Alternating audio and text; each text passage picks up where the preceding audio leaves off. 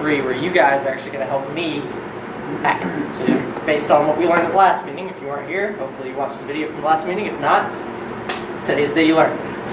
But you're going to help me hacking the machine. This may be especially important because I don't have a way to display my normal laptop with all my tools on it, which I was going to use. I'm going to try to set up a virtual box on the fly while we're walking the meeting. But if that doesn't work, we may try doing some fun stuff with the display in, where if one of you guys gets in, maybe we'll switch to display review and see what you've done. But basically, I do have enough power to actually go through the machine process and get where we need to go. You guys tell me what to do, and then you actually execute. This is going to be one, hopefully far less buggy demo because it's not a Windows XP machine. So we'll all actually able to go after it at the same time. So yeah, we're going to start with announcements. I have to refer back to my email as my cheat sheet because I don't really remember. Yeah, so we have our general announcements, and actually Dr. Summers wanted to come up and give a big announcement about some stuff. It'll take a couple minutes, so I'm going to let him come up here and do that, and then we'll go on from there. So a whole bunch of events coming up. The big event is the grand opening of this facility of our cybersecurity center, and that will be at the end of the month, October 30th. We would like, at 2 o'clock, we're going to make it a grand event, and we would like you guys' help. We'd like to have as many students here as possible. If you guys have some exciting things to show off that would look impressive to visitors, we'd certainly appreciate it. We're planning on probably about an hour event. What we'll do is reconfigure this room with probably some tables around the outside for showing off things that you guys are working on. So that's the big event. Next, in 2 weeks on the 18th, we have a group of middle school kids coming in from Rothschild Middle School. They are studying cybersecurity. This is the first middle school, as far as we know, as far as we know, right? Anywhere that's studying cybersecurity. Well, for that was for they have other middle schools, but for Columbus area, we're the first. Okay, great. Stand correct. First one in Columbus, certainly the first one in Muskogee County School District. They will be here most of the day. What would you like them to do? Well, the teacher is 9:30, and we'll start with the presentation from the CISO of our school, students Carving, and then it's really open. We're thinking about some maybe unplugged activities, hands-on, but also computer, and we thought we could also get some maybe on computer.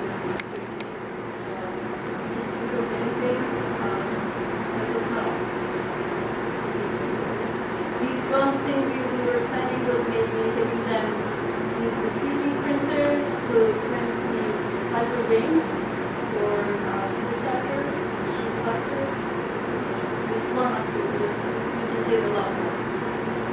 In fact, we were thinking maybe of printing out a whole bunch of those rings for giveaways at the cyber launch.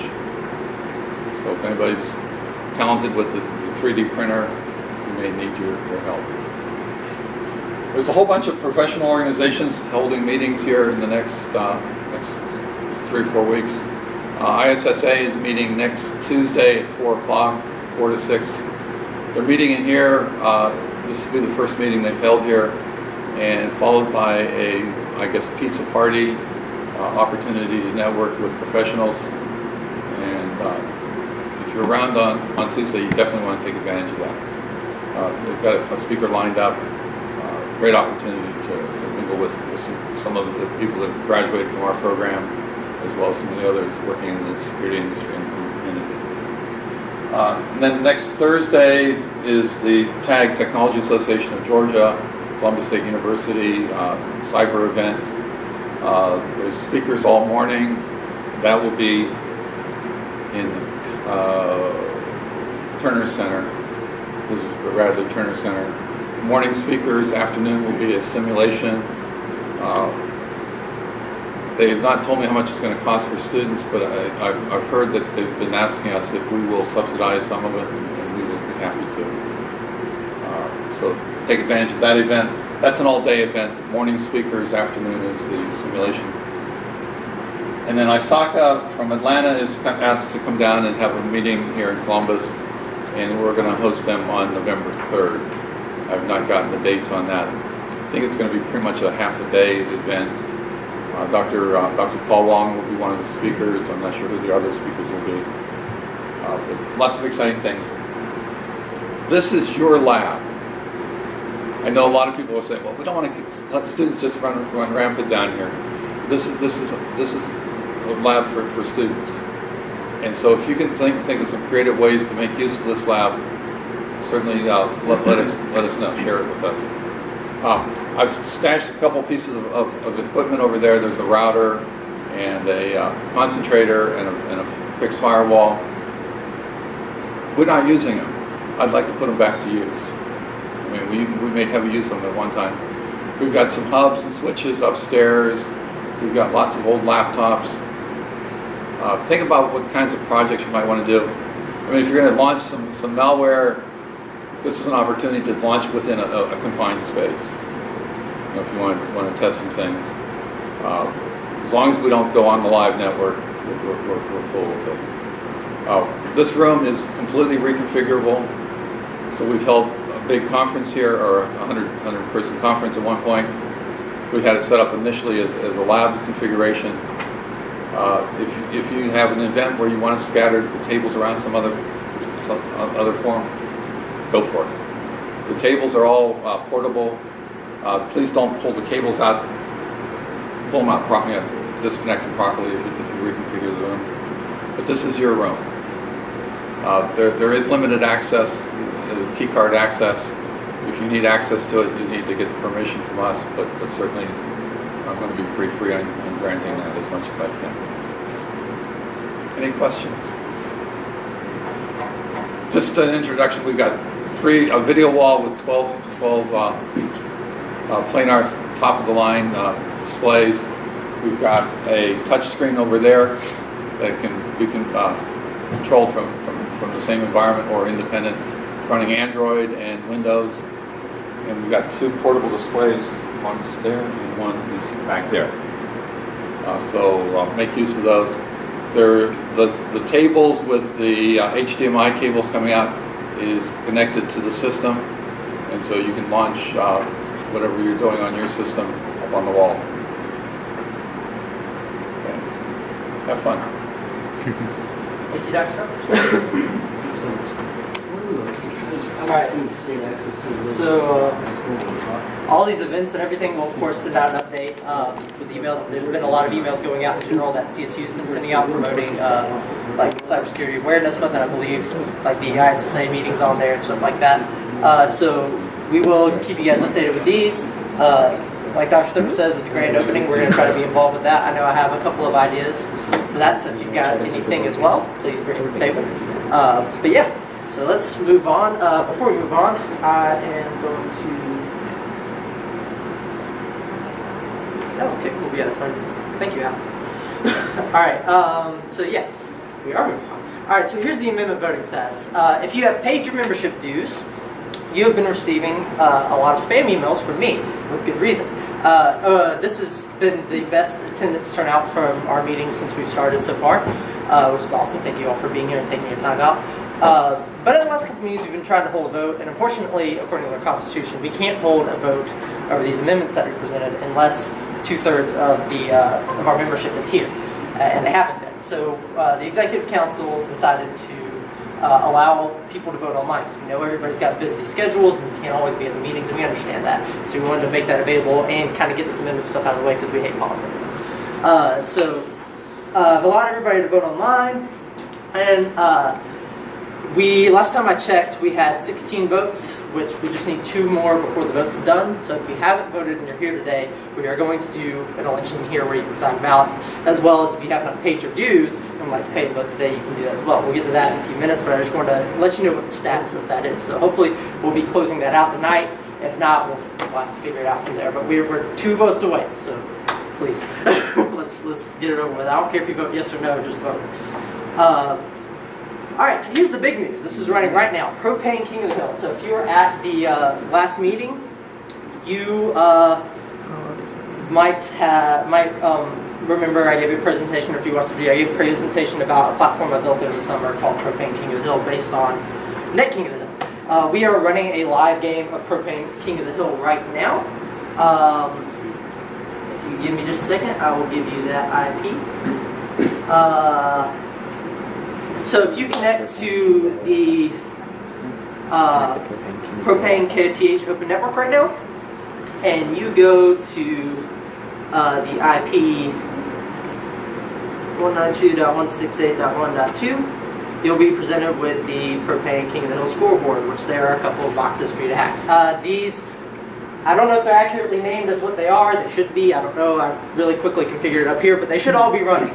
If you go to any of these IPs and you try to find vulnerabilities on the machines, get in. If you hack in, place your team tag, which you can find in the rules on how to do that. Basically, find the index.html page and put your team tag, whatever you want to call yourself, in between team tags like that.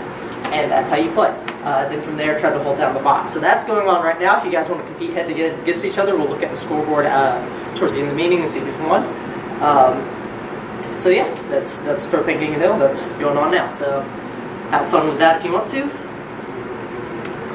Let's see. Back. All right. So now we're on to our next section of the meeting. So now we're going to go through the file amendment voting. Before we do that, no, never mind. We're going to go ahead and do it. If you have not paid your membership dues and would like to participate in this vote, please raise your hand real quick. Okay, nobody. Cool. If you have paid your membership dues and have not voted online, please raise your hand. That's what we do. If you have paid your membership dues but have not voted online and would like to vote now, raise your hand. You and you. Perfect. Those are our two. So maybe we'll be able to actually finish this. What if I just did it on the online one? That's perfect. All right, yeah, good. if you can vote on the online one right now. If you would like to vote not on the online one, we have paper ballots that are anonymous as well that I will give out to those two who have not voted yet. So we'll do that real quick. We'll take those up and we'll go ahead and call the vote on the online. It's So, like the second to This last. one is for Amendment 1, this one is for Amendment 2. Second to last If you are not familiar with what the amendments are, I have one copy with me. If you would like to read that over before you place your vote. Before we move on, I'll give everybody comfortable. Yeah, if you'd like to read them, they're here. If you've already read them, okay. Then we'll pass it back to him. I'm going to have a couple people come up and talk about B-Sides Augusta. We had a few of our members go to B-Sides Augusta recently. B-Sides Augusta is an awesome event. I have not gotten to go yet. All of my friends have been. I'm very jealous, but I'm very happy that they did go and got to experience this. So I'm going to let them come up and talk about their experience. So we're going to have Lisa and Hillary and Brian, if you want to come up here and talk about your B-Sides Augusta and stare in the deep soul of your laptop monitor. But you guys can come up here and talk. We'll give you guys a few minutes while they're voting. So.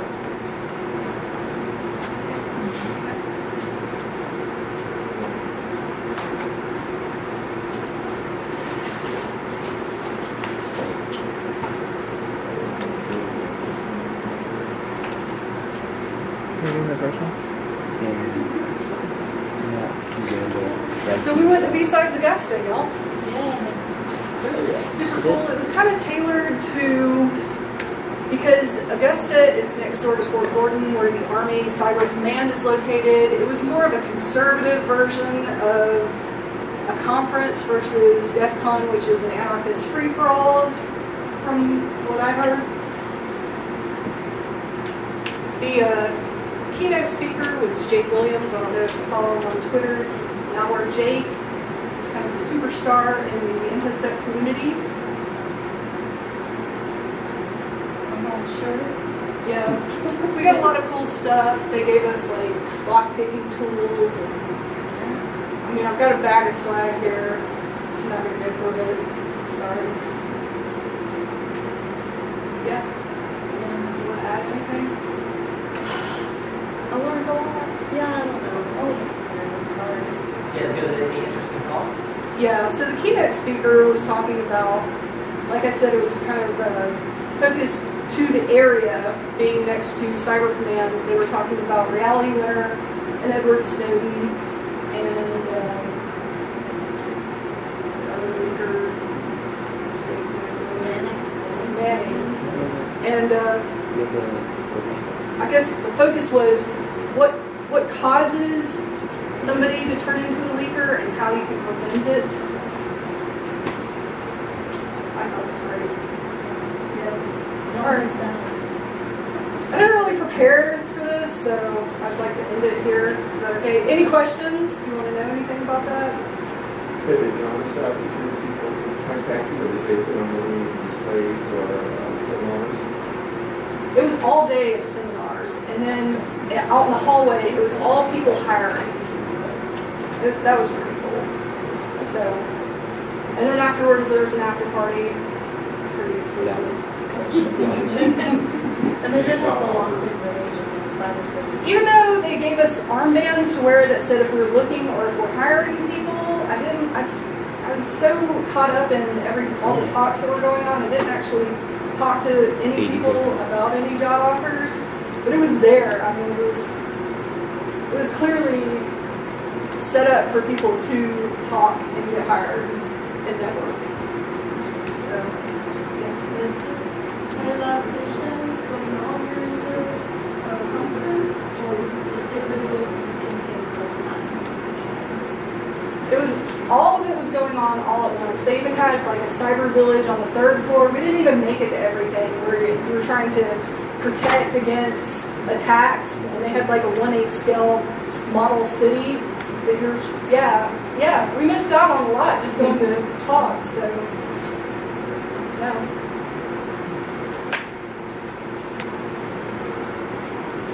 All right, great. Alright, we're getting all of our votes in. I'm going to shuffle these up so I don't know who did what. Some already kind of don't know, and then we'll reach a verdict. Even though the polls technically close in 30 minutes, but if it's pretty unanimous, we'll just call it. Alright. So... Alright, perfect. So we have 17 online votes plus our 2 that voted today. Gives us a total of 19, so that's 2/3. We have majority membership who has voted. So we can move on here. Alright, so we're going to start with our votes here. You're more than welcome. I'll leave them up here if you're unsure. We have a yes for Amendment 1. So tack that on.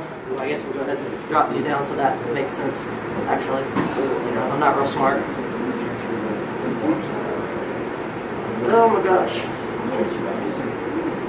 Alright. So that gives us 17 yeses on Amendment 1. And then we have another yes on Amendment 1, which gives us 18 yeses on Amendment 1. Alright, so Amendment 2. We have a yes for Amendment 2, which brings us to 16 yeses. And another yes for Amendment 2, which means 17 yeses. So that's 17 and 3, and what I say, 18 and 1. So the amendments pass. So these will be added to our Constitution here shortly. Just to recap, for those of you who have not voted or were not involved in the election at all, the amendments are up here. Actually, I only have one copy on me. There was a time when I printed out about 30 to hand it out to everybody, but I lost them all. So you're more than welcome to come read these, but I'm going to give you guys a quick summary just to recap what just got added into our Constitution if you are not familiar. Hopefully you all should be if you voted. So the First Amendment has to deal with the duality of positions and having a way to break ties in an election. So after our last election, we had a very interesting thing happen. It was kind of fun, where we had 2 junior officers elected and in a tie, and our president at the time decided, we're not going to break the tie. We don't have a way to break the tie. I don't really care. Whatever happens, happens. I'm gone anyway because he was planning on leaving, unbeknownst to us. And so we ended up with 2 junior officers. Now when he left, that created a problem because the junior officer temporarily replaces the presidential position when the president leaves. And at that point, for a few months, we had 2 presidents. And that's kind of weird because we don't have any balance there. So Amendment 1 fixes that. It prevents explicitly from any position from having 2 officers in the same position. You can only have 1 officer per 1 position, and it explicitly states that. That's the first thing it says. And it also has several clauses for how we resolve tiebreakers. The first being kind of like a forum where you can ask and get a revote. The second is, I think, open voting where we allow non-paid members who are present to vote. And the last one is basically the advisor resolves the tie. If we really get to that point, then that ends up being necessary. That's how that works. So we've got an edge case till the end. The Second Amendment is a little bit different. It handles, basically the biggest thing it does is it handles a vice president role. So we're not adding a new role. The general liaison is now the vice president. So Hillary's your new vice president, everybody. Thanks, guys. The reason for this is we never had a vice president position because it seemed kind of redundant. The junior officer basically serves as the vice president. However, the junior officer is targeted as underclassmen to get them involved. So if you end up with a less experienced, like a freshman comes in and wins junior officer for some reason, and then the president leaves in the middle of the semester, well now for at least 30 days, the freshman is now the president of the organization. And while it will be resolved with election according to the original constitution, they have to do a lot of things. And we were lucky and fortunate that both our junior officers were a little bit older and had more experience, and especially Tyler was able to get us off the ground because he had experience running clubs. He was able to register us because Chris left right at the beginning of the semester. So this resolves all kinds of stuff like that. But the biggest thing is that it resolves the vice president, it adds in a vice president, and resolves kind of like a power balancing issue. It doesn't shove a freshman right into a top position of power when they may not know what they're doing. So that's basically what these amendments do. Those are already getting added to the Constitution. So feel free to read those. Those, of course, be posted, and I will actually amend them into the Constitution at some point this weekend. All right, politics are over. That makes me so much happier. Cool. So now I'm going to talk about an interesting thing that was not reported in the news that happened to me. So who is familiar with the infamous Lizard Squad? Alright, so Lizard Squad back in 2015 was a bunch of teenagers who DDoSed like Xbox and PlayStation networks during Christmas time and made everybody real sad. Most of them, I think, went to jail, if not were tried, and somehow got out because they were young. I don't really remember all the details. I don't really like accusing anybody of anything, but, and I can't even say for certain that this was Lizard Squad. So this is all assumptions based on speculation. So none of this is true except for what actually happened. So we basically, CTFD, which I've talked about a lot, is a fantastic platform for running CTFs. We use it on our website. It's great. I am in a Slack channel with the person who makes CTFD. He has a nice public open Slack channel for anybody who's working on CTFD. If you need help, development questions, if something's breaking, if you want to contribute to the project, he is very awesome and very much available, helping you out with those problems. We were developing the CSU CTF last spring. We went to him whenever we had problems, like with SSL certs and stuff like that. He was ready to help right away. And so me and Nate, one of our, he's graduated, another CSU alumni, were both part of the Slack channel because we had received help and talked to him. Well, unfortunately, Kevin did not, he misconfigured something with the Slack channel, and it sucks. I'm not really sure what happened. Basically, there was a way to get the Slack channel members' emails that they were using that were associated with their Slack account. So they were able to dump emails.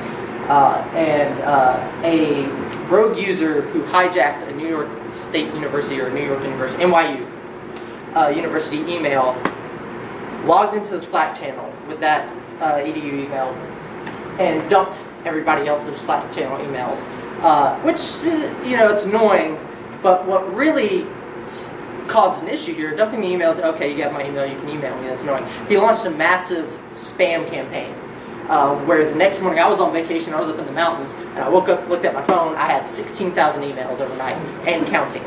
And they were hammering us and hammering us and hammering us to the point where people who were using Gmail associated with that were unable to send out emails. They were getting spammed so much that Google would not let them send out emails, so they couldn't respond to any emails they actually did get in if they could see anything through all the crap. So this has been going on. I don't think it has stopped. Now, fortunately enough for me, I was using an email associated with my personal domain, so I just took down the email. But unfortunately for my hosting provider, they did not have the proper mitigations in place to withstand this kind of attack. They have all kinds of DDoS protection. They even have prevention for authentication denial of service attacks with email, but they don't have anything for like sending spam emails. And so basically what the spam attack was some kind of script running that signed up from tons of WordPress blog sites and just sent you notifications for confirmation. They didn't really do anything else. It just flooded your inbox with confirmation emails. So I've had to work with my hosting provider. They shut down my account initially because they thought I was sending out spam, and I was like, no, I'm getting spammed. And they thankfully have been on top of it. They've been doing a great job mitigating this effort, but several people are still dealing with this. This Lizard Squad speculation comes from NYU being bullied by them before, and so Kevin's hypothesis is that potentially it was one of their members who was just messing with them and picking on them because we're part of the CTFD Slack chat, and CTFD comes out of NYU. They just wanted to pick on us. So that's been going on. That was kind of interesting. I've never experienced anything like that before. It was extremely annoying. I had to go and reset a lot of accounts, change emails. So yeah, that happens. That's just some news out there for you. I'll let you guys know whenever that stops flooding in. But like I said, my service provider's been great about email protection. Kevin's been fantastic about being transparent about what's going on. Everybody's handling the situation really, really well. So that's just another interesting thing that's happened. There's been some other news lately that I think Hillary linked something about the NSA recently. But before I talked about that, I think, yeah, it was the Kaspersky incident. I didn't want to bring that up today. I'm bringing it up, but I didn't want to go into detail until we get more details about it because it's kind of fresh. But keep reading about that. That is a thing that is happening. Just Google Kaspersky NSA ordeal. You'll find tons of news about it. But there's not a whole lot out other than the initial hitting article, so I'm waiting for more details. All right, so now we can move on to the noob challenge. Alright, hey everyone, the reason we're having this awkward transition here between the meeting video and, of course, this video that you're watching now is because my file carving demo kind of went to crap during the meeting when I got to the harder challenges. So during the meeting, I explained the basics of file carving and how to manually carve a file. So I'm going to kind of start from the beginning and go from there. So if you've seen that already and you're familiar, that's cool. But this is going to give me the opportunity to explain and look at some of the cool tools that make this easier when it comes to CTFs that I didn't get to touch on. So I explained the concepts of file carving on a base level in the meeting, but I didn't get to go over tools like Foremost or how to very quickly extrapolate the data that we're looking for and looking at harder challenges. So that's what we're going to do now. So got my file carving examples. These have all been uploaded to Discord by now, and of course this will be kind of like a tutorial on how to do this so you can practice your skills. So this is our noob challenge. Alright, so we're going to start with the easy JPEG. We did this in class. This is, or in the meeting. If you know me, you know that I like to use this picture as kind of a meme for my challenges, so you may see it often. But this picture isn't exactly all it seems. So you may have had experience with metadata and stuff like that. In fact, we can try to check the metadata. Usually when you're given an image in the context of a CTF, you want to kind of check everything. So we'll check the metadata. So EXIF tool is a really good way to check the metadata of a file, and especially an image. So we're looking at this here. This is all our metadata. We can see it's definitely JPEG, all this kind of stuff. So it just seems like a normal image. Nothing funky going on here. We could go delve deeper. There's a couple ways to go about a challenge that you're presented with when it comes to an image. You can take this metadata approach. You can go steganography. You can check out file carving, or maybe there's it's kind of all I've really encountered. Steganography, I've seen a couple different flavors, whether it comes to image variation or maybe like a brightness contrast thing. But most of the time, it'll be kind of hard to tell. And if you can't find one, you'll be sure to find the other. So in my case, my approach usually is I'll start with the metadata like I did here. I'll do like a simple look, and maybe if I find something I dig deeper, but if I don't find anything initially, I'll come back to it later. And then the next thing I do is I assume it's a file carving challenge. Now, hopefully it'll explicitly say whether or not it's a file carving challenge, and that'll let us be able to skip all these steps and get right into what we're looking at. So usually what I do next is assume it's a file carving challenge, and if I find something in the file for doing file carving, I'll move from there. So that's what we're going to do now. There's a couple ways to go about file carving. There's a cool Hex Editor online. I'm not actually going to use this, but I just want to show it to you just in case you have trouble accessing a Hex Editor. File carving with this, like you saw in the meeting, is a pain. So I don't really recommend it, but it is super fast and it works super well and it's in a browser. So it's hexed.it, so Hex Edit. It's awesome. You can use this, open a file into it, and it's great. You'll basically see the same thing with the tool we're going to use here in just a second. I personally prefer Bless, which if you're running Kali Linux, you can just say apt-get install Bless, and you will have Bless. And so here it is. So we're going to use this today as our Hex Editor, but there's a couple other cool tools. In fact, we had a guest at our meeting who will hopefully be a guest speaker at the next meeting, who is a forensics guy, and he taught me about this neat little command line tool built into most Linux distributions, or really anything with a Unix, anything that's Unix or Linux like will have this command. So it's called XXD, and the whole purpose of XXD is to display the hex output of a file. So if I do easy.jpg, it's going to give us the hex output and all the address bytes and all that kind of stuff. So that's super cool. This is super fast, and you can do like the highlighting and stuff like that. I love it. There's also a cool combination of stuff you can do with this and the dd command that he showed me to make file carving way easier. I'm not going to look at that today. That's a little bit beyond our scope, but that is super cool. Maybe once I have that down packed in my arsenal, I'll share that with you guys. But for now, actually, I want to go back. For now, we're going to stick with the basics. So we'll come back to terminal, but we've got Bless open, so we want to open a file in Bless. That's not what we want to do. We want to open a new file in Bless. We're going to go to open our easy.jpg. Alright, so I'm assuming, or I'm taking a stab at this to try to find out if it's a file carving challenge or not. How do I go about doing that? Well, I can kind of like peruse through the file and see if I see anything wonky, but really what I'm looking for are file headers. So see this JFIF right here? This is a the bytes for a file header for a JPEG file. That's important. This tells us that this is a JPEG file. Where did my Hex Editor go? That's really weird. I think it crashed. Anyway, we'll just open that back up. That was super funky. But yeah, so that's what this is. So file carving, usually we're talking about files inside of files inside of files. So I want to see if there's another file in here. Usually what I go about checking for first is a PNG file. How do I do that? Well, there's this great website called GaryKessler.net, and if you Google for Gary Kessler file signatures, it's pretty much all the common file signatures that you need. So if I wanted JPEG, I can go find it. We can see that FFD8 is a common trailer. I think this is what this is. No, this is the start and this is the trailer for the file signature.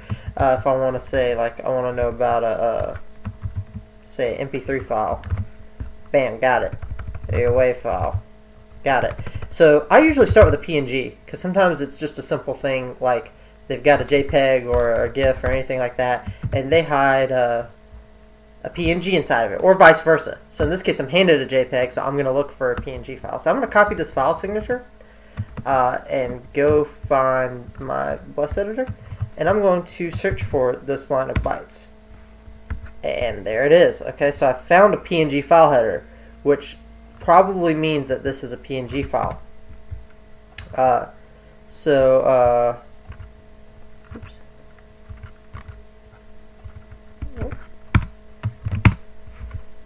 Having a hard time getting back to where I was there. Anyway, yeah, so let me find that again real quick. There we go. Yeah, so it starts here. So usually what I do now is I drag all the way to the end of the file, and that failed miserably. Oh my gosh, Bless is being very buggy. Let's try that one more time. Hopefully it won't be buggy on me the whole time, because this will be just as bad as the meeting. So we'll do a find for that again, and then we'll scroll all the way to the bottom, and we will copy. We're actually going to make a brand new file where we will paste in this information and save this file as test.png, right? So this is a PNG file. We found a PNG file header signature, and we copied from that signature to the end of the file. We're going to save it as a PNG and see if it's actually a PNG. All right, look at that. We got a flag. So that is a basic file carving challenge. I'm going to show you another one real quick. That's the same thing, but dealing with an audio file instead. So we're going to open up this audio file. So this is before we even open it. No, let's open it. Let's open and play the file real quick. So we're going to open it up, and we can see that it's Morse code.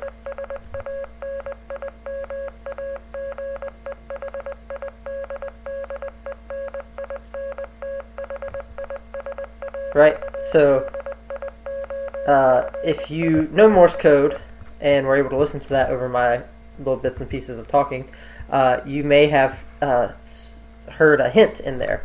If you want to decode that real quick, feel free to. Oftentimes what I like to do, since I'm not good at writing down Morse code as it's going along, I'll open it in like an audio editing program, stretch out the waveform, and wherever there's peaks in where there's peaks in the waveform, I'll know what's a dot and a long line, etc. I can see based on the waveform, and then I'll write it down based on that. It takes a little bit more time, but it's a lot more accurate. And it's nice since I don't know Morse code by heart. But yeah, if you figured that out, there was a hint in there to let you know that this was a file carving challenge. So if we open up that in Bless, instead of closing out Bless completely, if we open that up in our Hex Editor, we will see that we have a normal wave file, or so it would seem. So again, I always default to PNG because just out of sheer chance that's what I see the most. So that's not always accurate. I'm defaulting to PNG for two reasons. One, because I do see it a lot. A lot of times it's a PNG hidden inside. It's either a PNG or zip file most of the time. I'm not sure why, but bam, PNG file header. So that's what I always do to look. It doesn't always work, so don't always assume it's a PNG. But I also, since I made this, I know that this is a PNG. And I'm just doing a search for it to show you that it's faster. What you can do alternatively, if you don't find a PNG, you can just start plugging in other file signatures to see what you can find. This will work most of the time if it's just a file inside of a file, like a simple file carving challenge like this one is. And so if we extract it the same way, it will pull out that same text file. It's the same PNG, and it works great. And this is a really cool example because that was a perfectly functioning audio file, and it's got a completely other file of a completely different type inside of it, but it still functioned as an audio file. Imagine if that was like an executable and stuff like that. So that's where file carving becomes applicable, is you can hide binaries inside of other binaries and stuff like that, and maybe craft some malware that takes advantage of a program, or there's all sorts of use cases. My favorite use case isn't necessarily file carving, but spoofing file signatures. So when it comes to file upload vulnerabilities, there was a really cool activity I've done before where I made a PHP file look like a PDF, and I uploaded it to a server. But when I visited the PDF as a .php file, it executed my PHP code, but it looked like a PDF because I changed the file signature. So that's where this kind of stuff comes in handy for a practical use case. So yeah, we are going to now look at how I can do those challenges a little bit easier. So this is a really cool tool called Foremost. And Foremost is what I wanted to show off in the meeting.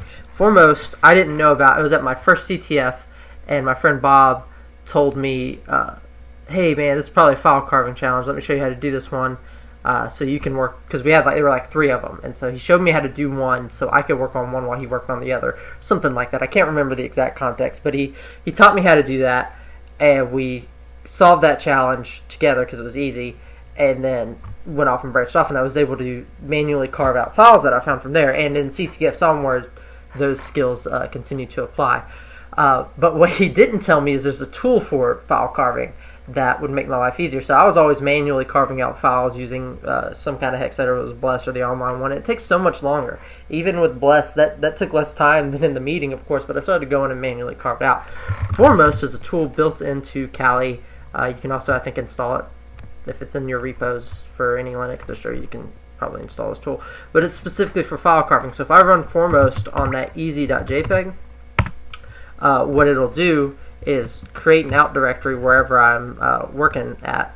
And this is this output. And what it did is it went through the file and looked for known file signatures and carved out files that it found. So it found our robot, of course, but you can see it also found a PNG in there, which is our flag. So we just ran that command real quick and it carved it for us, which is super cool. It'll also work on that audio file, so let me show you that. I'll delete our output real quick. And if we go, we say foremost easy.wave, got a PNG and a WAV file. Of course, this is the WAV file, just as it always was. And we have a PNG file, which was that flag that I told you that was in there. So Foremost makes file carving way easier. However, Foremost doesn't always work if it's a harder file carving challenge. So if I know it's a file carving challenge, oftentimes what I'll do is I will go ahead and run Foremost on it and see what happens. If Foremost doesn't work, then I'll go and do some manual analysis. So I'm going to open this medium.jpg. This one's going to be a little bit harder. Same image. It's a file carving challenge. We know that. So I'm going to go ahead and run Foremost on it. So this is going to be medium.jpg. Ran Foremost on it. And then if I open that output folder, it only found the JPEG. Maybe it found 2 JPEGs. I don't know. So I'm going to look and see just in case. No, only 1 JPEG, just the robot. Okay. Foremost didn't work here. I wasn't able to just use the tool and it find it for me. So I need to go back to that manual analysis. I'm going to open up Bless again. And I'm going to open medium.jpg. And I'm going to do the search for PNG, but I didn't find anything this time. That's super weird, right? So everything I've taught you so far is now null and void. We need to go manually look for some weird discrepancies in the file. So if we scroll and scroll, we can see we've got these weird characters that doesn't look like the normal file. So you see we have all these repeating characters and stuff here. Okay, well if we compare that to what our normal file output for a JPEG looks like, especially since we've had previous examples, we know where this file begins and ends. We know that the rest of the file doesn't look like that. We can probably see that there's something weird going on here. So starting at about right somewhere around here, we've got some weirdness going on. Yeah, right here. So now we can see this is about here's where we have some weird stuff going on. So if we highlight this all the way down to the end of the file, and Bless crashes on us, I can't do anything right, you know. So we're gonna try again. We just gotta be a little bit quicker. I guess I'll just, before I do the highlighting, I'll just go to the end of the file. Got this equal sign. Looks kind of familiar, right? Maybe it's encoded. If you guys remember from the last new challenge, you don't always get a double equal when it comes to base64 encode. So whenever I see an equal sign of anything from anything, whenever I see an equal sign from anything, I automatically assume it's base64. That's not always true. There's a lot of other ways to check that, but for the most part, I always just check that by default first, even if it's wrong. So that's what I'm assuming now, and we'll go from there. So I'm going to very quickly carve this out. Got to find the starting point. Maybe it just doesn't like the full screen. It seemed to work okay when we were like this. So we're going to go find where this starts. And so that little DD trick with XXD and the DD command would make this a whole lot easier. But I have not mastered that yet. Like I said, I just learned about it. And once I do master it, I'll probably use that instead. But, god dang it. Alright, so bear with me for a second. I'll probably skip along until I actually successfully get this done. Alright, so I was having some issues with Bless. I'm usually a big advocate for Bless as a GUI hex editor, but unfortunately it was giving me some beef. So I did some Googling, found some more hex editors. G-Hex is another great GUI Hex Editor based on the GTK window management system, which is great. Very lightweight so far. It's very fast. I've used it one other time before. It's basically the same thing as Bless, honestly. I usually just prefer Bless, but because Bless is being a butt and is crashing, GHex is my new best friend. So switching from tool to tool just like that. So basically, we found the start of those repeating characters, and we're going to just highlight until we get to the end of the file. This is going to take a second. But once we get to the end of the file where the equal sign is, we're going to basically carve out all this data and get the, really, if we can, what I like to do, instead of carving out the hex and then outputting it to a file, what I do is I just copy and paste out the, what I am assuming over here to be a base64 encoded string. And then from here, whatever data we find from the base64 decoding, we'll go from there. If you guys remember the flyer challenge that I did at the beginning of the semester, we had there was a file carving challenge just like this one. In fact, it's basically the same thing as this one. You'll see once we get to the end. But there's a file, and inside of the file there's a base64 encoded string. And if you base64 encoded a string and you pay attention to the file header, you would have seen that it was a PNG file that was just base64 encoded. So surprise, surprise, you can use base64 to encode entire files, not just strings of text. So when you base64 decoded, if you wrote that out as a PNG file from the base64 decode, you would have gotten your flag image. And so that's how that worked. This is going to work very, very similarly. But I'm going to show you how we even get that far first. So once we're done with this, we will copy it. So this is taking a minute, and I'll probably fast forward through it, but there is that really cool DD solution I was talking about that kind of takes care of this nasty manual carving methodology that I have. But like I said, I just learned about that, so since I don't know a lot of detail about it, I'm not going to use it just for the sake of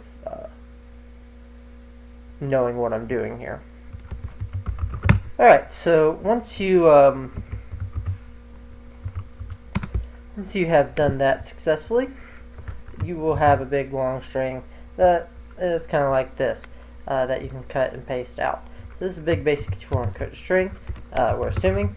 So I'm going to say base64-d and paste in my big string.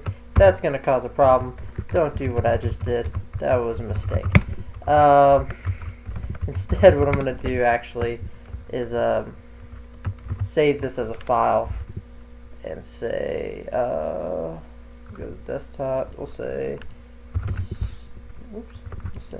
this is going to be stuff.txt,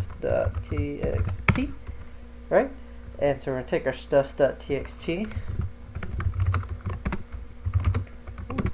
and we're going to say base64-d stuff.txt. Alright, and if we look at this file,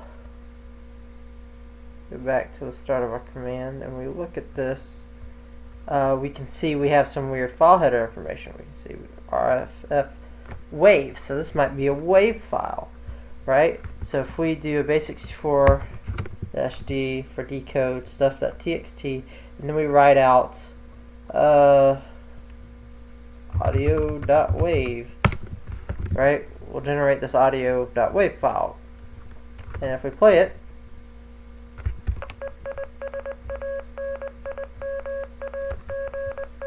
we have that same Morse code again, right?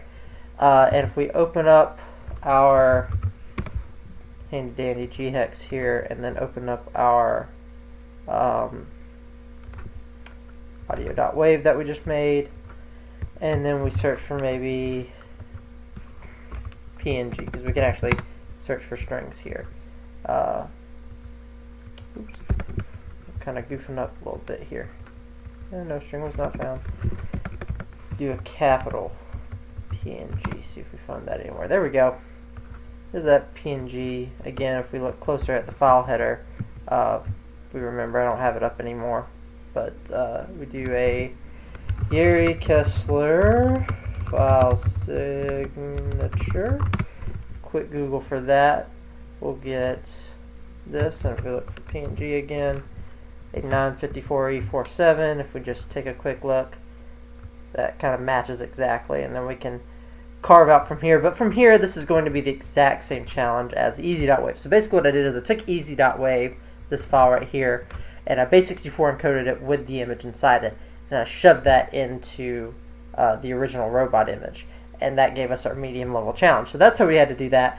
There's no way Foremost would have detected that because it's looking for file signatures, not some random base64 encoded string that we yanked out of our file, right? So yeah, we're gonna look at one more challenge. It's a little bit harder. We'll look at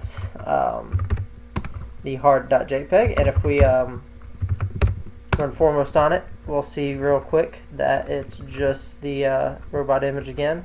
So there's nothing fancy there. We know that we can't just run Foremost on that. This is going to be a little bit harder. So if we go do our manual analysis now and open up the hard.jpg, we're going to look for that PNG again, like I do, not found. This is kind of weird. Oh, look at that. That same base64 encoded string again, right? This looks very familiar. Only if we scroll down, we see it's a double equal, so this file's a little bit different. Alright, so let's extract this string and go from there. So I'm going to fast forward through this while I extract the string again. Alright, so pro tip that I find to be a little bit easier than doing the Hex Editor methodology that I forgot about, that I'm just now remembering. A lot of times when you're given a file, another good thing to do when you receive it is just run strings on it. Maybe a flag will pop out. You can like do a strings hard JPEG and then look for flag. Didn't find anything though. Oops. Grep for flag. Didn't find anything, right? But if you just run strings on it, in this case we have that base64 encoded string, it will automatically pop that out, and this is actually a lot quicker to copy and paste out than doing it in the Hex Editor. For some reason it's just faster. One, you're gathering more information on your screen at once, so if we increase the column size, I'm sure it would go faster as well as far as the Hex Editor goes. But since it's already right here, for our simplicity's sake, we're gonna just copy it all, and it'll be nice and magical. And this is actually a lot faster. So if you do see a base64 encoded string inside of a file, run strings on it instead of doing the Hex Editor, or do the cool DD trick if you learn how to do that. I know I keep talking about it. I'm not even going to show you guys, so I'm going to stop talking about it now. But it's mostly just because I don't know anything about it. Oh, look at that. My battery's low. I'm going to have to plug in.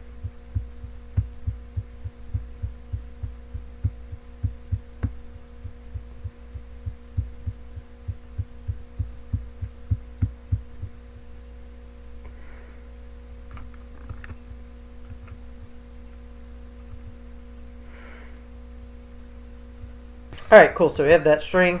Now we're going to do our base64 decode again. So remember, we actually want to write this to a file since it's awfully big. And we're going to say stuff.txt, save it to our desktop, and we're going to say base64-d stuff.txt. Whoa, we certainly do have some stuff. Look at this binary. That's weird right there. It's clearly binary. Just scroll up a little bit.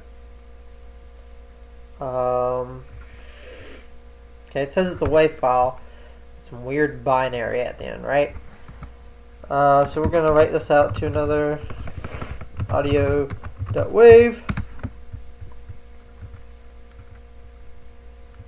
And we'll open that up. Same Morse code again. So if we open this in Hex Editor,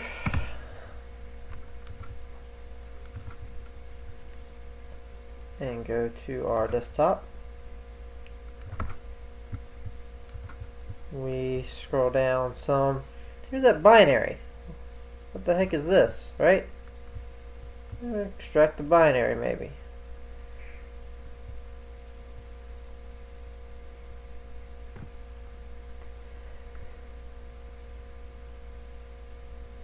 So if you remember from our last noob challenge, we talked about different kinds of encoding. Binary, of course, is just base 2 representation of a base 10 number. I guess is a mathematical way to put it. But binary also is a way to represent ASCII text. So this could very well be a very long hidden message that we want to extract. In the context of the CTF, often that's what it is. Sometimes this could translate into an actual program or a file or something like that.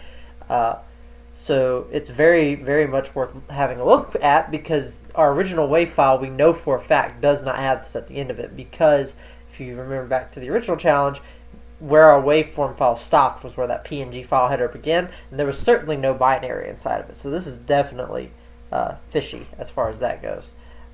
So we're almost done copying it here. Once we get all this binary out, I'm going to show you a really cool online tool I like to use for doing all the decoding and encoding translations. There are, of course, ways to do this with command line based tools, like you could do a Python bend to ASCII and stuff like that. So don't take your command line tools for granted. They are super powerful and you'll always have them even offline. But if you do got internet, this tool is a lot more convenient and quicker. So that's what I'm going to show it to you today. Yeah, so once we're done copying this here,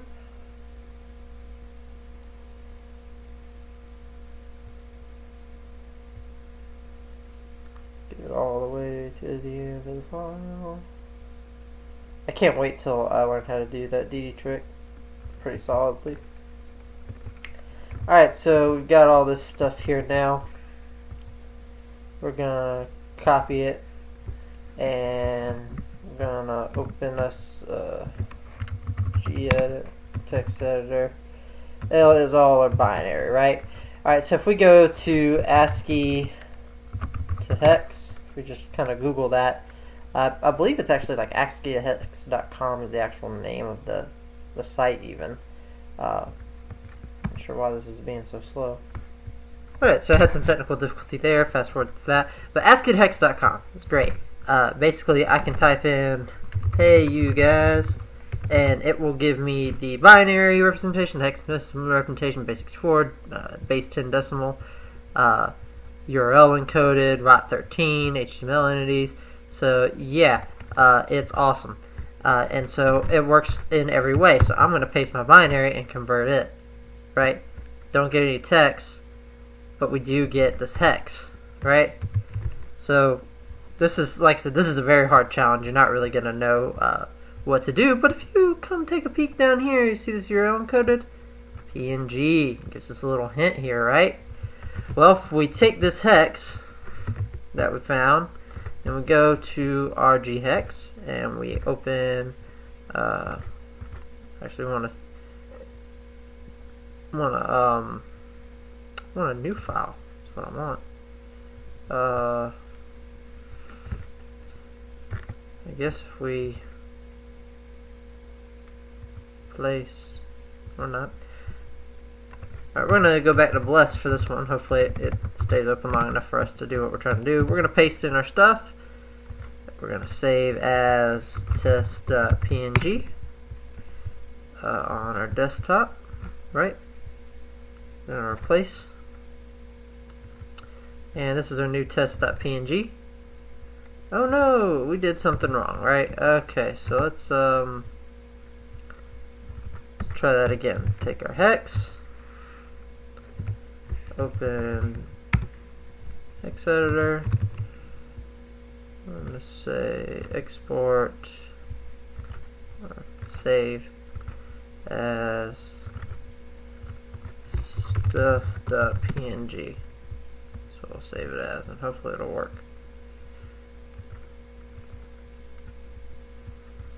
So we did that. It didn't seem like it worked though. Doesn't look like it's working. Alright, so Bless has failed me once again. In this case, using Hex edit is going to work great. We're going to open this up. We're going to say insert data as hexadecimal values and create a new file with it. Right? This looks real good. We're going to export. We're going to save this file. It's untitled, just a file. We're going to go to our downloads where that's saved. Looks like it was a PNG, so I'm going to save. It should know it's PNG based on the file header. But we're going to say this is stuff.png to be more accurate. Okay, we're having some real weird issues here. Perhaps it's not saving correctly. Alright, well I'm not going to fool around with this anymore since I can't really get it to work. But the idea there was that you have a PNG file, and if you can figure out what's wrong with this and better successfully get the data out, good on you. But that was the gist, is that there was more, it was just more layers of encoding. That's all it really was. So yeah, that is going to end the new file carving challenge. There you go. Remember, bless if it works. ghex is a good backup. Hexed.it. Great HTML5 editor. Foremost is your best friend on the easier challenges, and XXD is an awesome command line tool way to do things.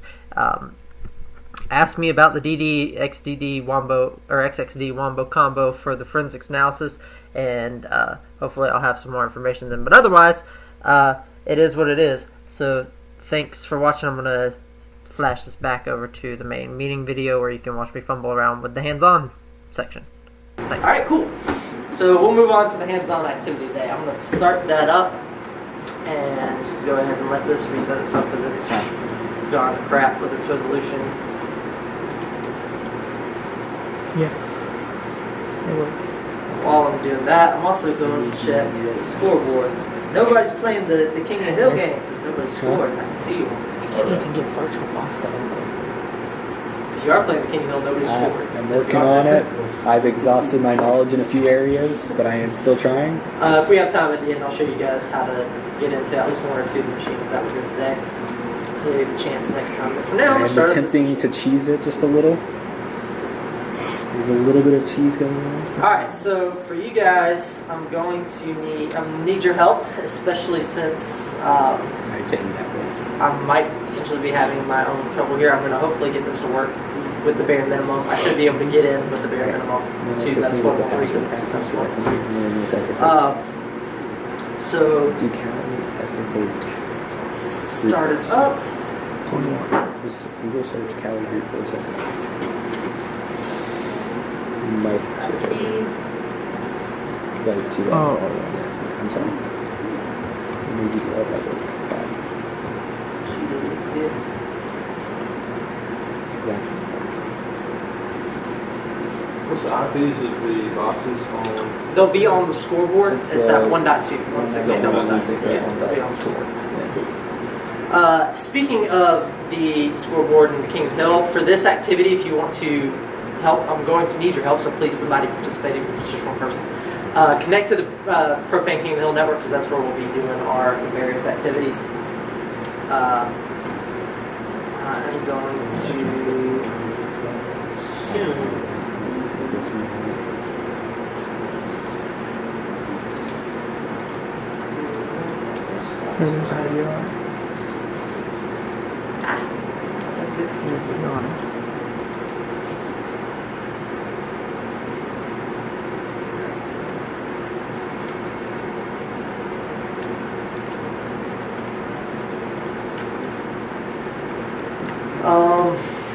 I did forget to do one thing.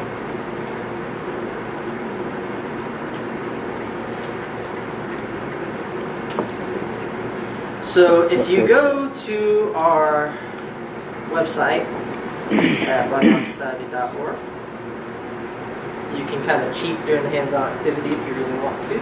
I don't advise it, but I'm not your parent, so I really don't care. But I'm going to use it as a reference, so that's what I'm pulling it up. So we do have a Metasploitable3 tutorial on there that I've written for you guys, and I will come back to that to reference it. I'm having a hard time with this though. It should be up.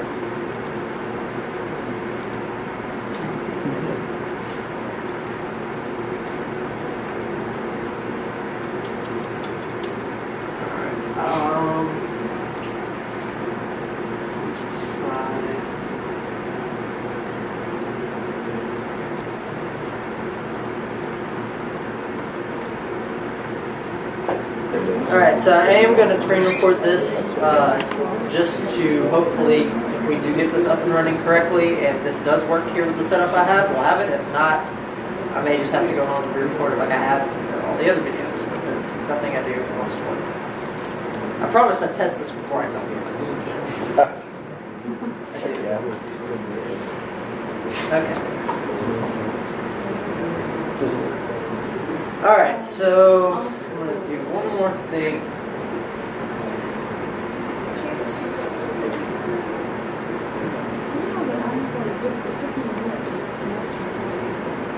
Okay, cool. Alright, we're ready to go. We're ready. Alright. Thank you. Alright, so we're going to hack the box today. Finally. I'm going to get you guys to help me hack the box. So now, if I have your attention, I'm done messing around, I promise. What's the first thing we need to do? What do I need to do now? Yeah. Scan? What do you want me to scan? Find your range. Alright. How do you want me to do that? Zenat or in that. You want to go, so we want to just scan the entire 24 network. Zen is pretty. Zen is pretty. Is there something a little bit smarter, a little bit quieter we can do that won't take quite as long? There is. All right. Well, we know. We're gonna do net discover. We're gonna do net discover. You can do net discover passively, so you can just listen for traffic. So it's a lot quieter.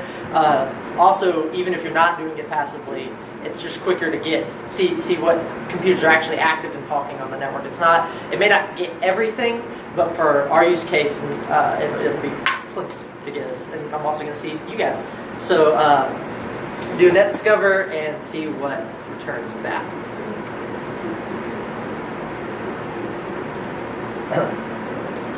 And probably nothing, and I know why. So this is wonderful. Wonderful, wonderful,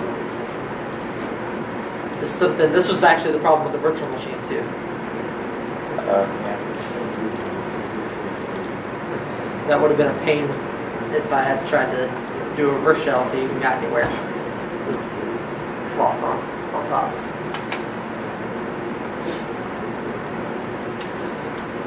Alright, so we know the first step it was a net discover, so we're going to do that and find the IP. Luckily, I've already went ahead and picked out the IP, so I know which one it is, so we won't be staring in the void for forever. But just to go through the motions. Holy crap! Let's do it.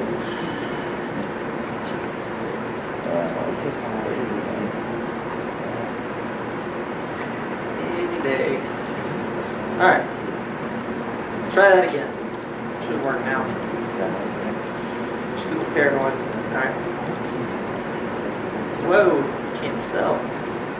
Whoa. Alright. There we go. Cool. So we're looking for our target. Does anybody just want to take a guess? I know if you've been playing around on the network, which IP is different here than before? That's not on the scoreboard. But that one is different, but that's actually not one of the devices. That's actually from anybody else doing this at the present moment. No, focus on the 9 and 11. 1, not 1. Oh, 9 and 11 are 20. different. 20. 20 might be different as well, yeah. Alright, so yeah, you're all right. There's not really an easy way to parse this. Our target is right here. There's no real way for me to know that at the moment other than the fact that I cheated and looked at it.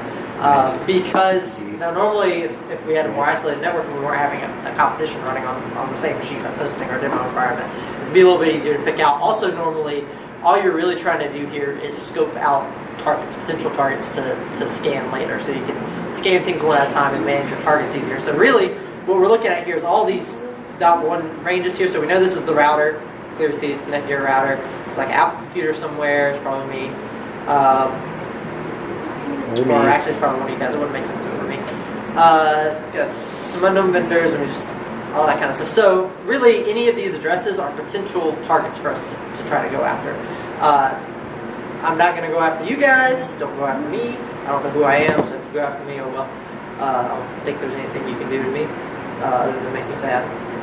But the other targets on this network we already know are part of the competition we have set up. So yeah, so that's going to be our target.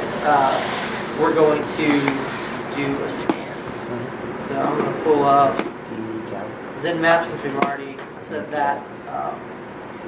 You can use ZenMap or InMap. I like ZenMap just because it's got the arguments pre-filled and I only have to add in my one favorite little flag, even though my favorite set of flags isn't exactly complicated to remember. Alright, so we're going to add in our -O flag for operating system detection, and we're going to scan. Let's see what we get. Yeah, it's right there. That's the last one. So hopefully it should not take that long. It's formatted Scanning. in, Okay, alright, close that. So never mind. it's formatted beautifully because I had to use. Alright, my cool. Linux So server we the other reported day. back with some stuff. We just, It's trying to make a dumped guess. some It thinks files. it's Windows Server 2008 or 2008 bit 3, or maybe it's a VMware ESXi host, anything like that. So we know that InMap's operating system detection is decently accurate, but it's not always 100%. So it's giving us its best guesses, but it's guessing Windows Server 2008. So hopefully that's pretty accurate. We also see we've got some weird services running on this. We got SSH open on a Windows box. We've got something running on port 3000 and something running on these ports here. So what's the next thing I want to do? You guys are helping me out on this. This is what we see so far. What can I do with this kind of stuff?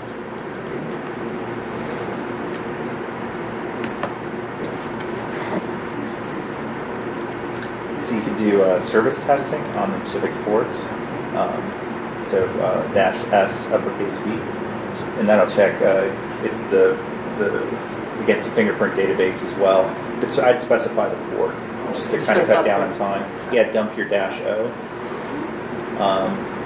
and then dump everything except that -SB and the IP address, and then do -P. Yeah, there you go. Yeah, that should work. Alright, so remember we had 22 and 3000 and then some random ports. So this is OpenSSH 7.1 Protocol 2.0, some more information about that. Also, those unknowns might be worth hitting too. You never know. You never know. So let's see if we have, okay, yeah, so we have our, we can do some scans on those. Now I do have a specific route that I'm going to take us down on this to get this the quickest, because like I said, it's based on the walkthrough that I have set up. But we can try anything else while we're here if you have ideas. This is a good idea, for sure. Okay, pretty cool.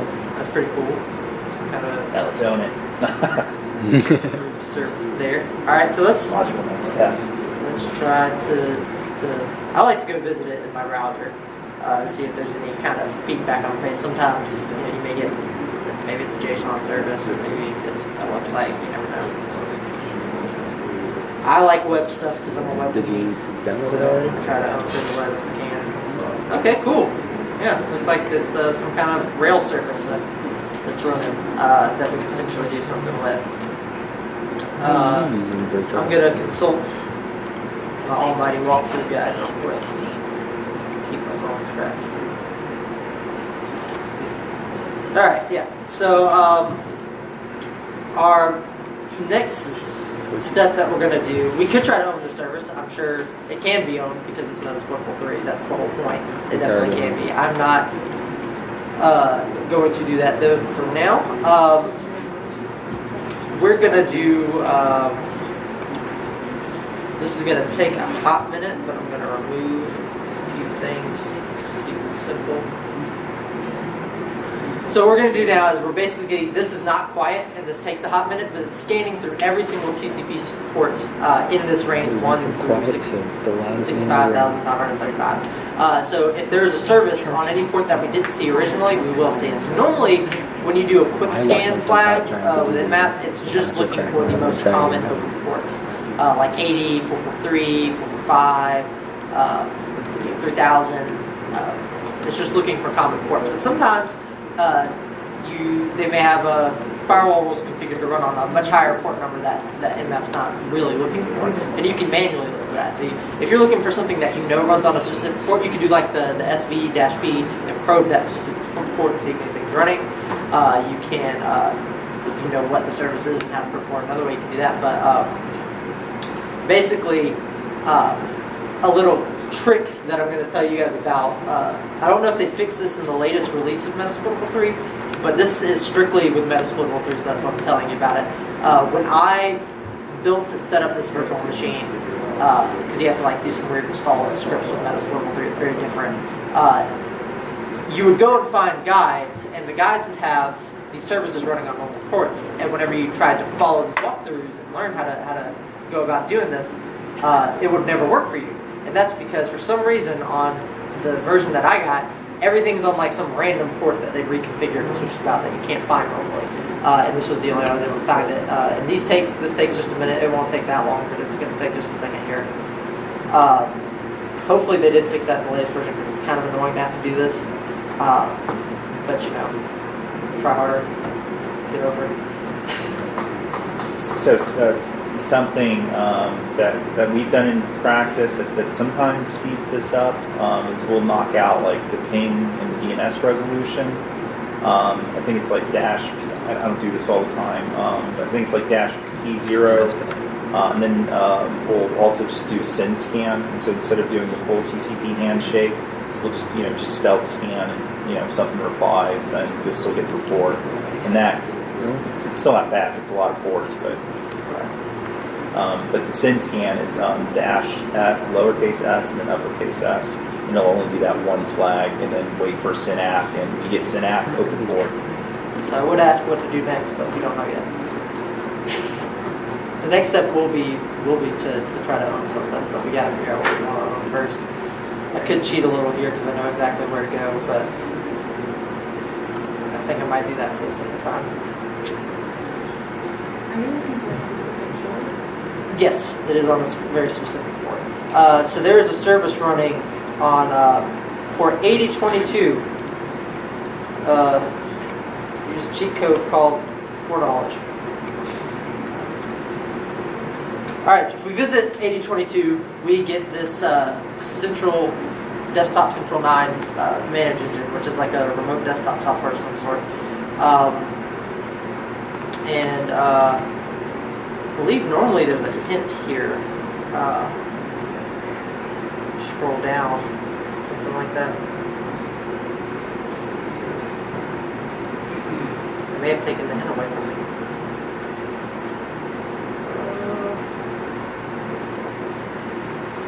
Alright, so one thing we can do is try to log in. Maybe there's maybe there's an admin user, admin 12345, no. Valid user credentials. Admin. If we have an admin maybe.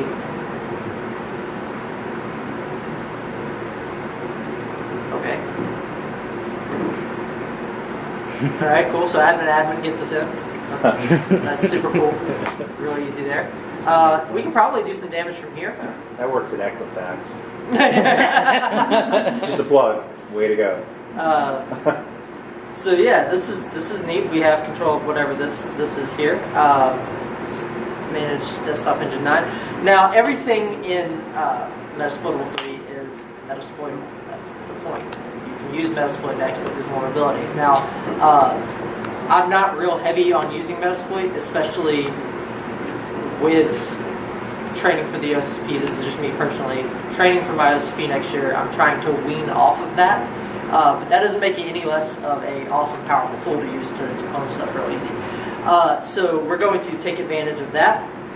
And I'm going to consult my walkthrough to kind of help us out here. So if who remembers Searchsploit? We went over Searchsploit. Searchsploit was a real cool command line tool. If we Searchsploit for manage engine 9 or something, or I guess if I put spaces between stuff, it may work. All right.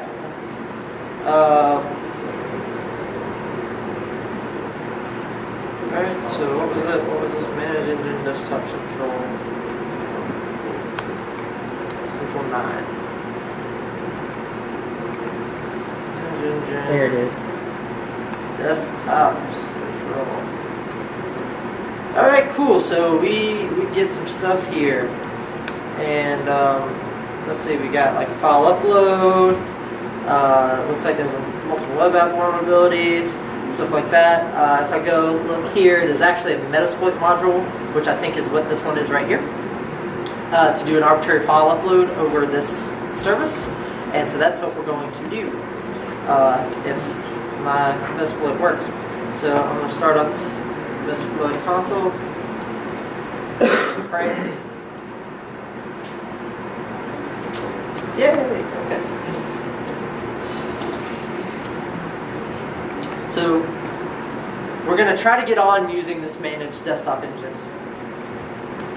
vulnerability. So this one is say use exploit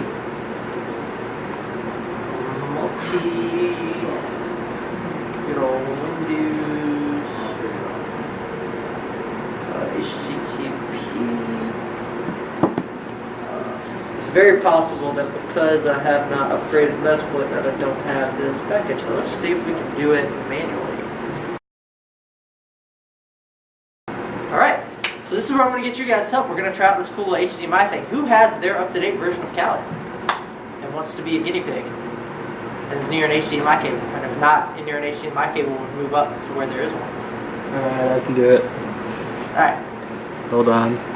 you're going to help me because I'm not prepared. And then we're going to actually get through this successfully. Give me a second. This is now going very wrong. We're just gonna do this. Okay. Alright.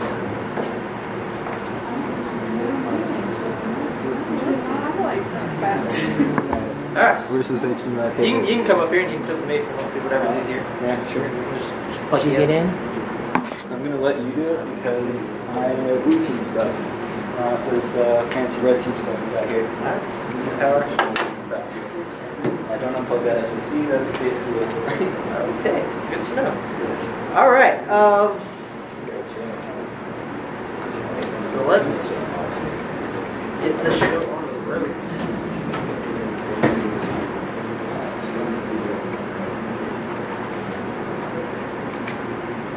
Come on there, buddy. Yeah. Let's go ahead, go all the way, go full big. It doesn't really stretch. Alright. We'll deal with this. We'll be dependent on our script kiddie ways for just a little bit longer. I can use this as my cheat sheet now. Alright, so we're gonna try that again. We're gonna go ahead and move on. I'm gonna show you guys. I was gonna do this at the end anyway if we had time, but now this is gonna be the focus. Uh-oh. We have him. Or is we not? We is not. Alright, so we're going to exploit good old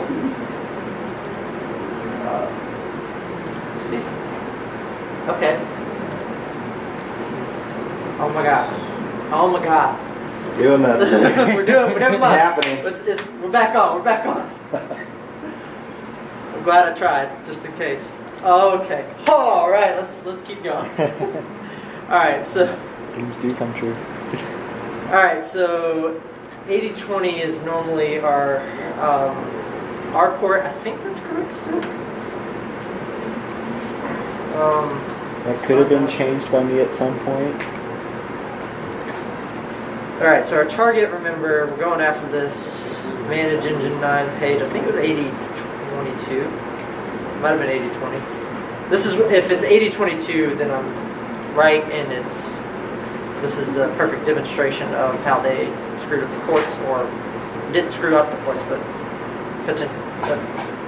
intentionally sabotaged ports to make life difficult. Do that. I got like my workstation set up over here for like 5 computers. It's 3. I don't know how to count them. Hopefully you're entertained.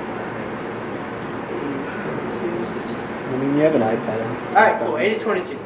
So this failed to load for whatever reason. So that's important. So we're going to set our L host, or our R host, or remote host, to 168.1.17. That's our target. We're going to set our R port to 8022. And this should be good to go. I don't think there's any other configuration we have to do here. Let me consult. The page still failed to load. Page failed to load, which isn't looking good for us, but will hopefully work anyway. We're going to check our connection. That is why. Alright, should be good now. Now if we reload this. Hey, alright. That's great, because otherwise our exploit would have failed just now. So we're going to hit exploit, and hopefully we'll get a shell.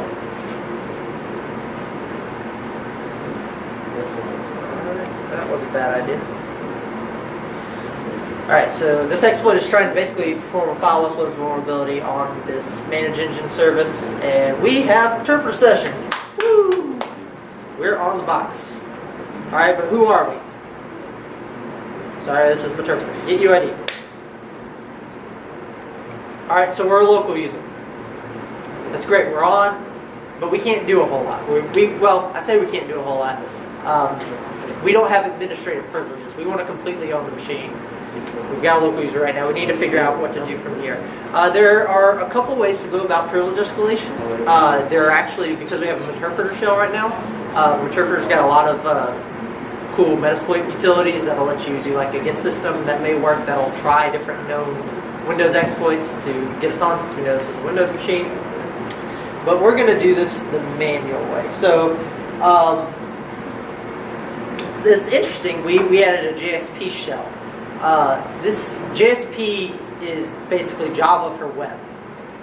So we know this is running some kind of service that requires Java web apps, and one of the most common services for doing that is Tomcat, Apache Tomcat. And I know for a fact that that is running on here. It is running on port 8282. So if we go to 8282 in our browser, hey, look, there's that Apache Tomcat server I was just talking about.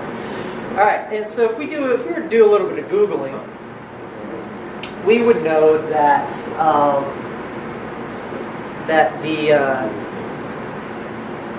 Apache Tomcat stores user credentials in plain text in a nice configuration file on whatever the server host is. So we'll be able, if we can find those credentials, we can potentially log into this Apache Tomcat server, and hopefully it's running with higher user privileges than we are, so we can try to escalate from there. That's what we're going to try to do. So we're going to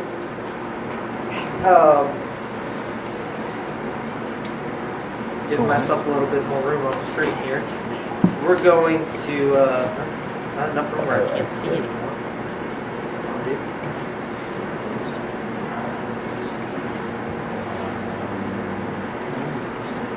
Alright, so we're going to go to our program files.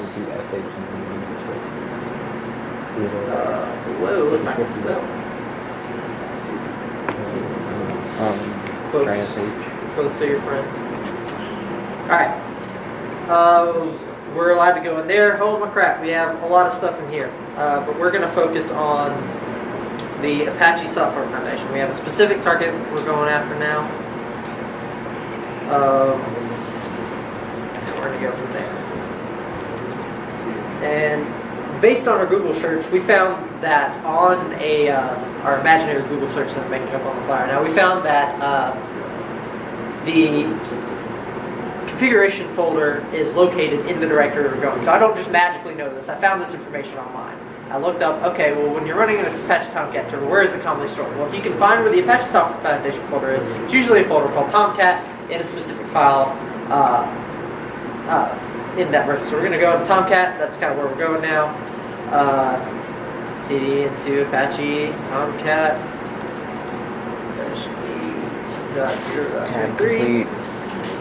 I don't think tab complete works in Interpreter. Oh, does it? I would love for it to work in Interpreter. Oh. I don't know if it does.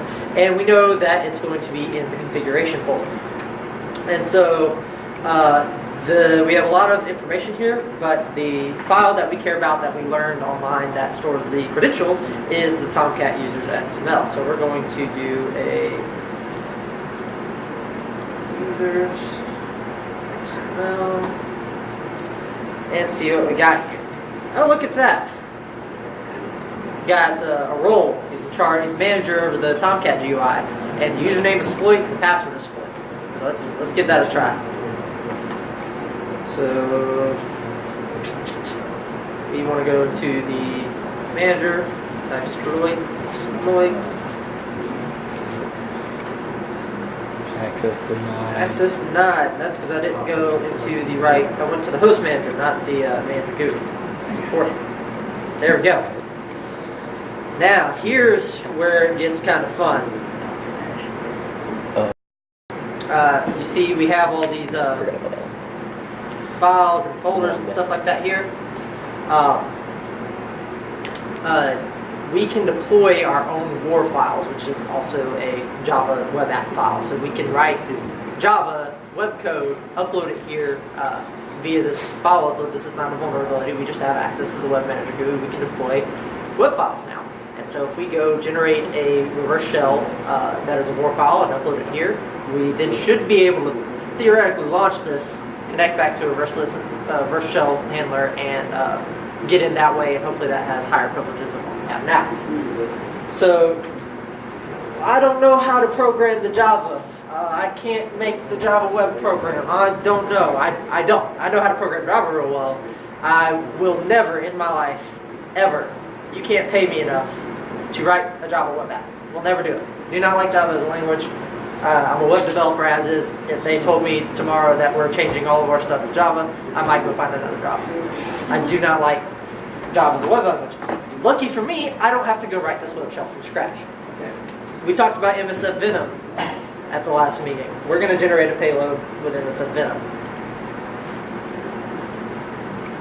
And we're going to say it's be a JSP shell. Once we do this, we'll be done. Thanks to technical difficulties, this has gone way longer than I wanted to. So that's going to be our shell type. Host. Who are we again, Tyler? 15. 15. Thank you. This is going to be you, whatever your IP is. In this case, I am .15. Port is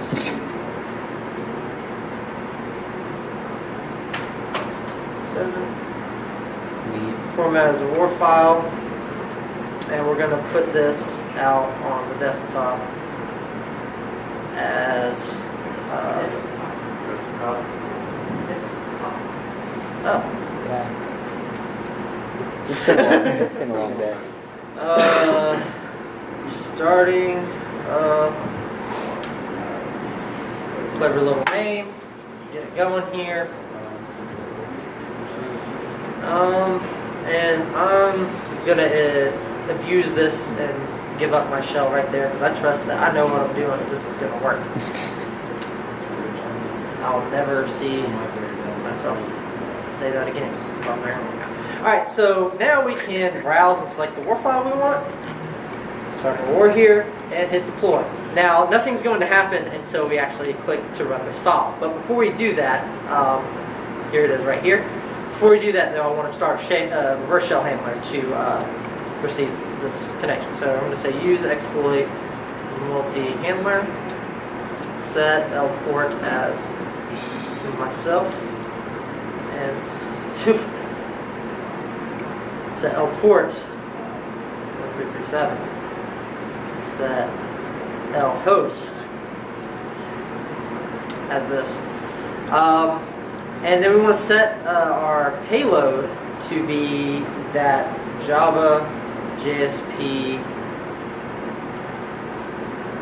autocomplete, and this is not my friend. Alright, now if we say exploit-j, it'll start it as a background job and is listening for our connection. So now if we go back to that web page and we click on our starting up, it will hopefully work.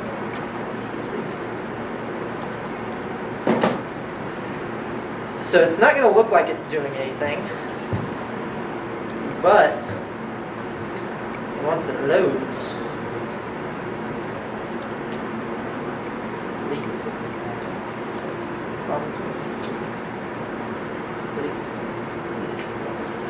friend. No, don't be my friend. Well, what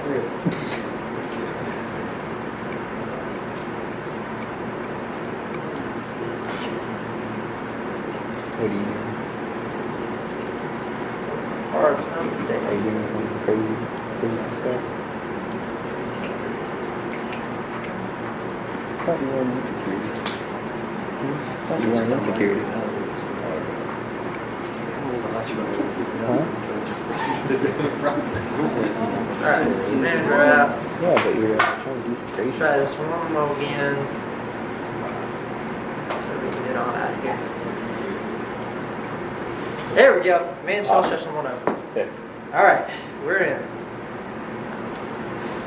Alright, but who are we? Authority system. We have admin privileges. We can do whatever we want now. That's what we wanted. I'm so sorry for all the technical difficulties. That was supposed to be smooth, real elegant, professional, and I am none of those things apparently. So, but it worked. Yeah, we got there. We got there. Thank you, Tyler. So yeah, that's how you hack Metasploitable3. So this, thankfully, this is on the wiki for you to go through and do whenever you want. However, Metasploitable3 is a pain in the butt to build from all their scripts for whatever reason. I understand why they did it that way. It's really cool, but I just want a virtual machine, and so I'm gonna pass this virtual machine out to everybody else. It's like 8 gigs, but it's pre-built. Just download it and you can do all these things and practice on it.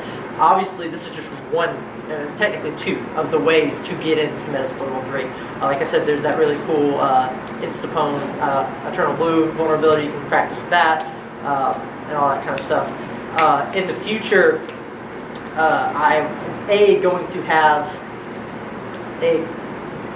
an adapter for my machine that I prepare everything on. So the reason this was such an ordeal is because I had this to do like the business side of things stuff, and then I had this to do the technical stuff. So all my stuff was set up and ready to go here, and it wasn't set up and ready to go here. Had I had this one set up too, we wouldn't have had a problem. So now I'm going to start having a backup on here. Yeah, the next meeting we'll look at a machine called Fristy Leaks. It is a VulnHub VM that is really cool and really puzzle-like. So I highly recommend that. It is going to be kind of a spoiler, so if you're working on that and do not want that to be spoiled, leave before the hands-on activity starts. Otherwise, it's going to be fun. You'll learn a lot. It will apply the basics for coding stuff that we learned. We will look more at manual file upload vulnerability stuff and how to get around different preventions for stuff like that. I will probably only upload the video that we've recorded, not a screen recording, because in the middle of this, the screen recording stopped here too, and it was no good anyway. So hopefully this will be good enough since we have nice big screens now. So yeah, thank you guys. We're done. If you guys have any questions, I'm here. Stick around after. But other than that, go home. Check the propane. Oh yeah. Let's check the propane scoreboard real quick. See if anybody got on. Thank you, Justin. I was about to, so I'm in there in theory. Theoretically, I'm there. In practice, I'm Alright, most let's likely see not. if anybody. You might have had a glimpse of that file that I was trying to put up as an HTML, and then in case you dragged me down. Hello.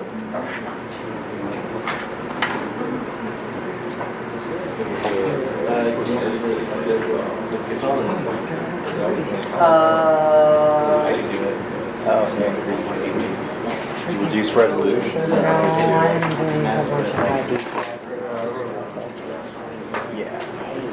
I promise. I have the same problem. Eventually. What is Sometimes I end up having to turn down the Windows. resolution. but I honestly couldn't tell you. Yeah. I'd have to look. where did you find that? I assume it's a Windows machine. There's what was on here today were 4 machines. I saw the first scene. Fristy Leaks is what we're going to go over next time. There's a Windows 7 VM that I made that is nearly impossible to get in unless your scanning skills are good. It's not vulnerable to anything. Is that the one you made like a year ago or so? Okay. And then there's the Windows XP one that we did a demo on, and then there's Metasploitable 2, which is a Linux VM. These here, those. Come on, dude. Excuse me. Yeah, that's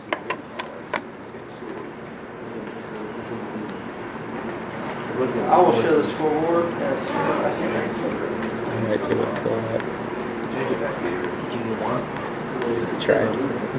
Someone, Justin got XP. All right, here we go. All right, so we got XP. We got 3 people on XP, but nobody on anything else. Holy crap, Justin! What is that font, man? That's propane. Yeah, that's propane.